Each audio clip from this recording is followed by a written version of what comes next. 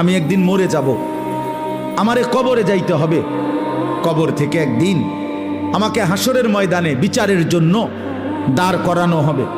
আর সেই বিচারের ময়দানে আমার পুরা জিন্দিগির আমল নামা, লিখিত কপি, ফাইল আমার হাতে দেয়া হবে।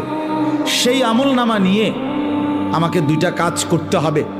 একটা হলো মহান আল্লাহ পাক রব্বুল আলামিনের সামনে সরাসরি হিসাব দেওয়ার জন্য দাঁড়াইতে হবে।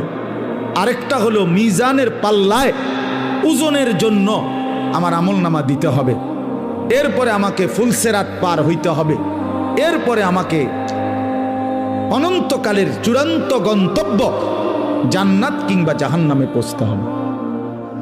এই এতটুকু স্টেজ, মৃত্যু, কবর, হাসরের ময়দান, আমল নামা হাতে নেওয়া, আল্লাহ পাকের মুখোমুখি হওয়া, মিজানের পাল্লায় ওজনের জন্য দেওয়া, ফুলসেরাত পার হওয়া, অতঃপর জান্নাত বা জাহান্নামে পৌঁছা, এই বিষয়গুলো এক সেকেন্ডের জন্য, একদিনের জন্য আল্লাহর কসম মোমেন ভুলে গেলে তার জিন্দেগি বরবাদ।